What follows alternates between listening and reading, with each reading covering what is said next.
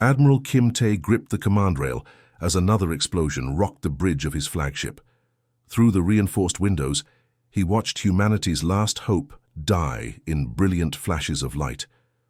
The Terran Defense Fleet, once 300 ships strong, was down to barely 30 vessels limping through space like wounded animals. "Direct hit on the Soul," shouted Communications Officer Baek Ji from across the smoke-filled bridge. "She's breaking apart." Kim Tae closed his eyes for a moment. The Soul had been his first command 20 years ago. Now she was nothing but expanding debris and the graves of 800 souls. The Vorth Empire had brought everything they had to this fight, and it showed. 12 different alien species working as one deadly machine, their combined fleets stretching across the star, system like a silver plague. Lieutenant Park Hai's fingers flew across her tactical display, but the news kept getting worse. "Sir, we're detecting Vorth landing ships approaching Colony 7. They're not even trying to capture it." Her young face was pale with the realization. "They're just going to burn it all." The bridge fell silent, except for the hum of failing life support and distant weapons fire. Colony 7 housed 2 million civilians, mostly families of the defense fleet. Kim Tae had a daughter there, working as a teacher in the agricultural domes. The thought of what the Vorth would do to her made his hands shake with helpless rage. Captain Lee Du stepped up beside him, his uniform torn from the last boarding action they'd barely survived. "Admiral, we have maybe 6 hours of ammunition left. Our shields are down to 12%. The men are asking—" He paused, knowing the weight of his next words. "They're asking if we should start evacuation procedures." Kim Tae stared at the tactical display showing red enemy contacts, surrounding them like blood drops in black water. The Vorth had studied humanity for decades before making their move. They knew exactly how humans fought, how they thought, what made them break. Every tactic in the military handbook had been tried and failed against their adaptive technology. The enemy ships moved with perfect coordination, their hulls shifting and reforming to deflect human weapons. Some looked like massive jellyfish with tentacles that could slice through steel. Others resembled geometric crystals that fired beams of pure energy. The worst were the Vorth command ships, sleek predators that seemed to anticipate every human move before it happened. "Incoming transmission from the Vorth flagship," announced Lieutenant Shinbo, his voice barely steady. "They're broadcasting on all frequencies." The main screen flickered to life, showing the alien commander that had haunted human nightmares. For months. It stood over 3 meters tall, with 6 arms ending in razor-sharp claws and eyes like burning coals. When it spoke, the translation came through in a voice like grinding metal. "Admiral Kim Tae of the inferior species," it began, each word dripping with contempt. "Your resistance has been entertaining but pointless. We have studied your kind for 50 of your years. We know your weaknesses, your fears, your desperate need to protect the weak. In 72 hours, every human world will be silent ash. Your children will not see another sunrise." Around the bridge, hardened soldiers who had fought across a dozen star systems looked away from the screen. Some were crying openly. The Vorth commander continued, its claws clicking against its command throne. "You cling to hope like a disease. Watch now as we demonstrate its futility." The screen switched to show Kepler Station, humanity's last major stronghold, surrounded by Vorth ships. What happened next would be burned into every survivor's memory forever. The station didn't explode. Instead, it simply dissolved, its metal and ceramic hull breaking down at the molecular level, as Vorth weapons rewrote the basic laws of matter.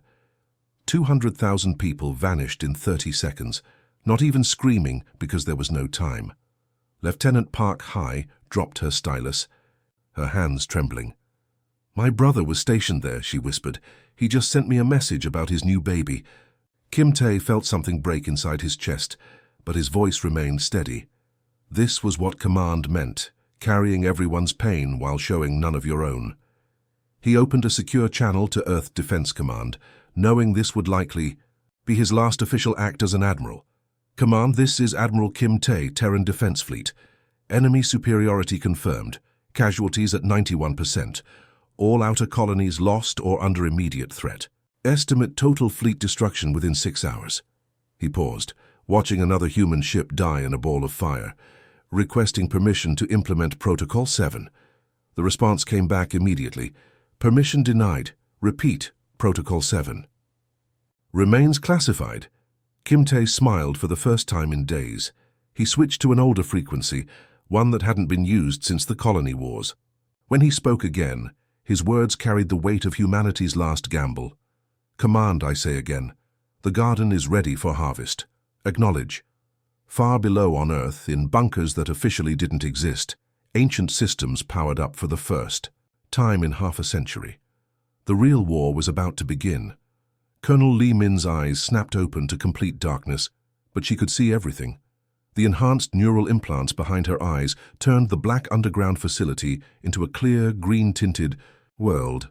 Around her, 300 cryogenic pods hissed and steamed as they released their occupants for the first time in 50 years. The cold hit her like a physical blow, but her modified nervous system barely registered it. Instead of shivering, her body began generating heat from the alien biotechnology woven into her muscle fibers. She sat up slowly, feeling systems come online one by one. Enhanced reflexes, tactical prediction software, pain suppressors that could let her fight with a broken spine. Status report, she commanded, her voice cutting through the mechanical sounds of awakening. Ice crystals fell from her lips as she spoke. Sergeant Choi Won was already on his feet, running diagnostics on the neural interface that replaced half his brain. Blue lights flickered under his skin as the alien technology meshed with human determination. All systems operational, Colonel. Pain suppressors at 90%. Vacuum tolerance confirmed at 15 minutes without equipment. Li Min nodded and stepped out of her pod onto the metal floor. Her bare feet should have been freezing, but the temperature regulators in her bloodstream kept her comfortable. She looked around at her soldiers as they emerged from their long sleep and felt pride mixed with deep sadness. These had been volunteers once, back when they still counted as fully human. Now they were something else entirely. The procedures had taken months, replacing bone with alien metal, rewiring nervous systems with technology humanity barely understood. Half of them had died during the process, but those who survived became something the galaxy had never seen before. Captain Han Sol flexed his arms, watching muscles move under skin that was tougher than Kevlar. He'd been a Marine sergeant before, volunteering for the Ghost program. The alien tech woven into his bones made him strong enough to punch through steel plating, but the real changes went deeper than that. His mind processed tactical information faster than any computer, calculating angles and distances without conscious thought. "How long were we under?" asked Lieutenant Kim Yu, her voice still rough from the long sleep. The scars around her temples showed where the neural implants had been installed, giving her enhanced senses that could track movement through solid walls. 53 years, 4 months, 12 days, replied the facility's AI through speakers built into the walls. During your sleep, humanity spread to 47 star systems and made contact with 16 alien species. Current threat level: extinction imminent. The ghost soldiers moved through their awakening routines with mechanical precision. Sergeant Park Jin tested his enhanced vision by reading text on computer screens 3 rooms away. Corporal Yun Su practiced the lightning fast, hand movements that could assemble weapons from scattered parts in seconds. Major Odar ran system checks on the alien technology that let her survive in the vacuum of space without a suit. But Li Min watched them all with the eyes of someone who remembered what they used to be. Choi Won had been married with 2 kids before volunteering. Han Sol had been planning to open a restaurant after his military service. They'd all given up their futures, their families, their very humanity for this moment. "Listen up," she called, her voice carrying the authority of someone who died and come back harder. "The Vorth Empire thinks they understand humans. They've studied our tactics, our technology, our psychology. They know we're afraid of pain, afraid of death, afraid of losing the people we love." The ghost soldiers formed ranks automatically, their enhanced bodies moving in perfect synchronization. Some still looked mostly human, while others showed obvious signs of the procedures. Captain Li Do's eyes glowed with artificial light. Sergeant Nam Su's hands ended in retractable claws made from alien bone. Lieutenant Pak Mi's skin had a metallic sheen that could deflect small arms fire. "What they don't know," Li Min continued, is that we stopped being afraid of those things the day we volunteered for this program. We died in those operating rooms and came back as something they can't comprehend. She pulled up holographic displays showing the current war situation. Human fleets burning in space, colonies going dark one by one, millions of people facing extinction because an advanced alien empire had decided humanity was too dangerous to exist.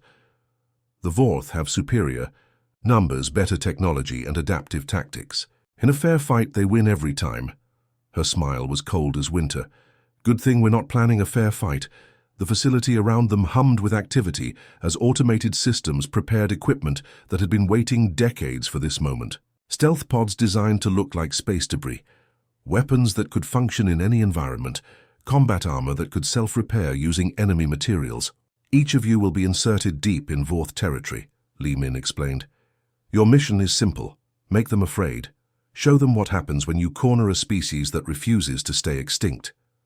Choi Won loaded alien ammunition into a rifle that could fire in vacuum.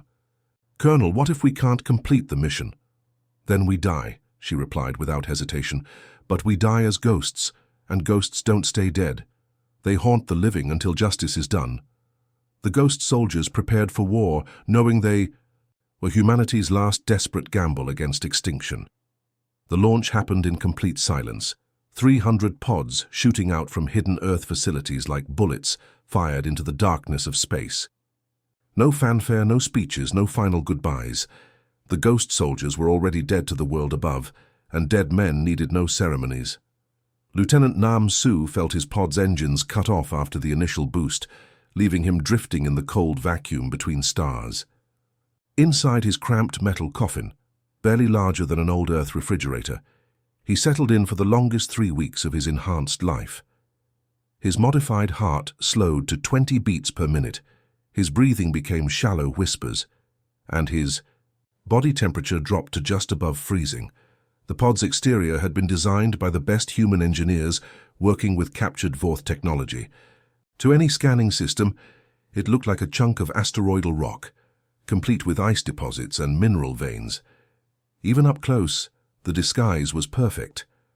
The ghost soldiers had become invisible passengers on the solar winds, drifting toward their targets at speeds that would take decades for normal space travel. But these pods were different. They used gravity slingshots around dead stars and gas giants, building velocity while following paths that looked completely natural. Nam Su watched his navigation display as his pod swung around a massive red giant, using the star's gravity to fling him toward the Vorth homeworld at impossible speeds. Through his neural link, he could sense his fellow ghost soldiers scattered across 17 different star systems. Captain Yunda was approaching the Vorth military command world, her pod hidden among a real asteroid field. Sergeant Kimbo was targeting their main shipyard facility, disguised as part of a comet that had been traveling for thousands of years. Vorth were celebrating. Their victory broadcasts filled the galaxy with images of burning human ships and conquered colonies. Nam Su listened to their translated messages during the long journey, learning about their culture, their fears, their weaknesses. The aliens spoke of humans like they were discussing an annoying insect problem that had finally been solved. The human pest has been eliminated, declared one Vorth commander in a broadcast that reached every corner of their empire.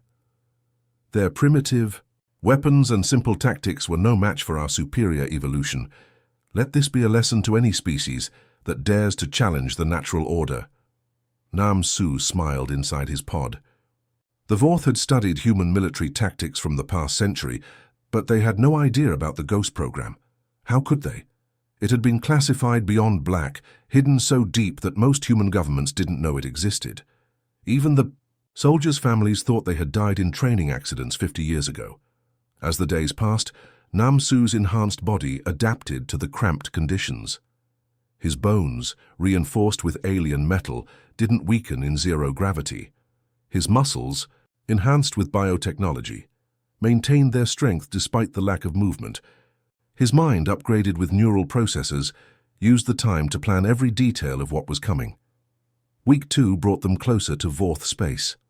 Nam Su could see their homeworld growing larger through his pod's tiny viewport, a blue-green planet surrounded by massive orbital defense platforms. The Vorth had built their capital world into the most heavily defended location in the galaxy, with energy shields that could stop entire fleets and weapon systems that could crack moons in half. "Phase 1 complete," whispered Captain Yundar. Through the neural link that connected all the ghost soldiers across impossible distances, her voice came through clear, despite being transmitted from 3 star systems away. Beginning descent approach. Nam Su felt his pod shudder slightly as it entered the outer atmosphere of the Vorth homeworld. The alien sensors were scanning everything that fell from space, but they saw only what they expected to see: cosmic debris from the asteroid belt, chunks of ice and rock that posed no threat to their mighty civilization. The Vorth Military Command watched their screens with bored efficiency. Meteor showers were common around their world, especially during this season when the planet's orbit took it through an old debris field. Their automated defense systems were programmed to destroy anything larger than a building, but these small rocks weren't worth the energy cost of firing their weapons. "Just space junk," reported a Vorth technician whose name translated to Sharp. "Claw of victory." His 6 arms moved across control panels with practiced ease. Standard mineral composition, typical velocity, nothing unusual. What the technician couldn't detect was the ghost soldier curled up inside each piece of space junk, protected by armor that could survive atmospheric entry and impact forces that would liquefy normal humans. The pods were designed to look like natural meteors all the way down to the surface, complete with the right burn patterns and heat signatures. Nam Su watched his altitude counter drop as his pod screamed through the atmosphere. The exterior temperature climbed to over 2,000 degrees, but his life support systems kept him cool and comfortable. Through the plasma trail of his descent, he could see other meteors falling like deadly rain across the planet's surface.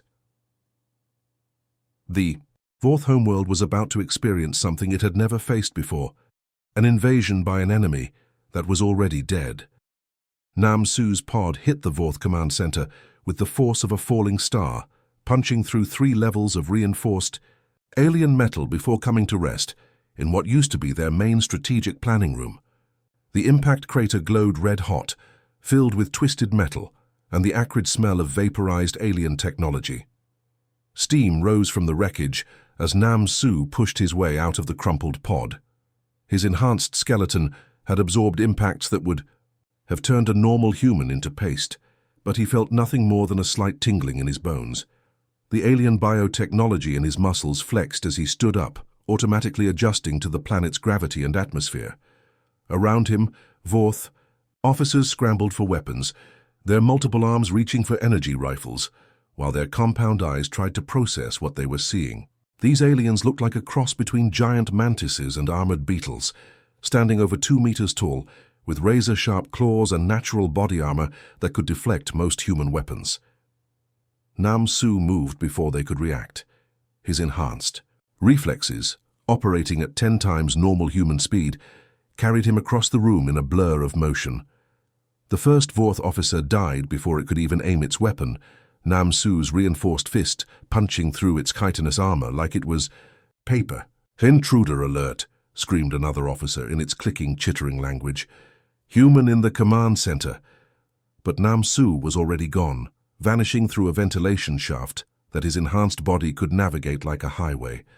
Behind him, more pods were striking the planet's surface every few seconds, each one carrying another ghost soldier into the heart of Vorth territory. Major Kim Sun emerged from her crater in the middle of a Vorth military barracks, where hundreds of alien soldiers were sleeping in their crystalline rest chambers. Her neural implants instantly mapped the room, calculating angles, distances, and threat levels faster than any computer. The tattoo-like circuits under her skin glowed blue as her enhanced brain processed tactical information. The first Vorth soldier to wake up saw death walking toward him on human legs. Kim Sun's movements were perfect, each step calculated for maximum efficiency. Her weapon, a rifle that could function in any environment, fired rounds that punched through alien armor like it was made of cloth. But these weren't normal bullets. The ammunition was designed using captured Vorth technology, each round containing microscopic machines that could adapt to whatever they hit. Against energy shields, they became electromagnetic pulses. Against organic targets, they became toxins, specifically engineered to affect alien biology. Multiple contacts down, Kim Sun reported through her neural link as she cleared the barracks in less than 30 seconds. Moving to secondary objectives, the Vorth's first mistake was thinking they were fighting regular humans. Their tactical computers had been programmed with 50 years of human military data, teaching them exactly how Earth soldiers moved, how they thought, how they could be defeated. But the ghost soldiers operated on completely different principles. Sergeant Ho Min proved this as he infiltrated the planet's main communication array, a massive tower that connected the Vorth homeworld to their entire empire. Normal human soldiers would have tried to fight their way through the defensive positions around the tower's base. Instead, Ho Min simply walked through the walls. His enhanced body could survive in vacuum, which meant he could also survive the brief exposure to toxic gases that the Vorth used to fill the spaces between their walls. He emerged inside the tower's main control room like a nightmare made flesh, his alien-enhanced muscles allowing him to move in ways that defied normal human anatomy. Communication array down, he reported as he planted charges designed to create a cascade failure throughout the Vorth network. Moving to shield generators. The pattern repeated across 17 Vorth worlds simultaneously. On their military command planet, Captain Yundar led a team through underground bunkers that the aliens thought were impregnable. Her enhanced senses could see through their stealth fields and detect their movements through solid rock. On their main shipyard world, Lieutenant Park Jin and his squad systematically destroyed the manufacturing facilities that produced Vorth warships. The aliens had built their entire military industry around the assumption that no enemy could reach these heavily defended positions. They never imagined humans who could survive atmospheric entry without ships, move through vacuum without suits, and fight in environments that would kill normal soldiers instantly. The Vorth command structure, so perfectly interconnected and efficient, became their greatest weakness. As communication arrays fell silent and defensive shields flickered out, the alien commanders lost the ability to coordinate their response. They were fighting an enemy that appeared everywhere at once, struck without warning, and disappeared. Before reinforcements could arrive, Colonel Li Min led the most dangerous mission of all, taking her team directly into the underground tunnel system beneath the Vorth capital city. These tunnels contained the planetary defense controls, the main computer cores, and the leadership bunkers where the highest-ranking Vorth officials made their war plans. Her enhanced body moved through the alien architecture like death itself, silent and unstoppable. The ghost soldiers had become exactly what their name promised, spirits of vengeance that haunted the living until justice was done. The Vorth Empire was about to learn that some enemies refused to stay dead. The ghost soldiers had done their job perfectly. Across 17 Vorth worlds, communication arrays lay in smoking ruins, shield generators sparked and died, and defensive systems that had protected the alien empire for centuries went dark one by one. In the command bunkers deep beneath their capital cities, Vorth leaders screamed orders that no one could hear anymore. Admiral Kim Tae smiled from the bridge of the Incheon as emergency signals flooded in from every corner of Vorth space. His ship, along with 200 others, materialized from the darkness like vengeful spirits returning from the dead. The massive human dreadnoughts had been hiding in the shadow of dead planets and empty asteroid fields for weeks, waiting for this exact moment. "All batteries open fire," Kim Tae commanded, his voice carrying across the fleet communication network that connected every human ship in the galaxy. The Incheon's main guns, each one the size of a city building, spoke with the voice of thunder. Plasma bolts that burned hotter than stars streaked across space toward the Vorth fleet, which was racing back from their failed invasion of human space. The alien ships, sleek and deadly just hours before, now looked like confused animals running back to a nest that was already on fire. Captain Park Jin watched from the cockpit of his fighter as the Vorth flagship tried to understand what was happening. The massive alien vessel, shaped like a crystalline spider with weapon arrays instead of legs, turned its sensors toward the human fleet in what could only be described as shock. "This is impossible," came the translated transmission from the fourth commander. "Your fleet was destroyed. We watched your ships burn." Kim Tae opened a channel to the alien flagship, his face appearing on screens throughout their bridge. "You watched exactly what we wanted you to see. Did you really think humanity would put all their eggs in one basket?" The truth hit the Vorth, like a physical blow. The human retreat, the desperate last stands, the seemingly hopeless defense of the outer colonies, it had all been an elaborate performance designed to draw the Vorth fleets away from their homeworlds. While the aliens celebrated their easy victories, the real human fleet had been moving into position for the killing blow. Lieutenant Yoon Soo guided her bomber through the chaos of the space battle, watching Vorth ships explode like deadly flowers, blooming in the darkness. The alien vessels that had seemed so unstoppable just weeks ago were now helpless without their planetary defense networks. Their adaptive hulls and regenerative armor meant nothing when they couldn't coordinate their responses or call for reinforcements. "Target their command ship," Park Jin called through the fighter squadron network. "Take out their leadership and the rest will fold." The human fighters moved like a school of deadly fish through the alien formation.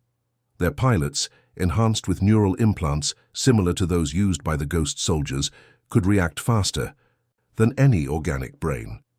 They danced between Vorth energy beams that would have vaporized their craft, delivering precise strikes to weapon systems and engine cores.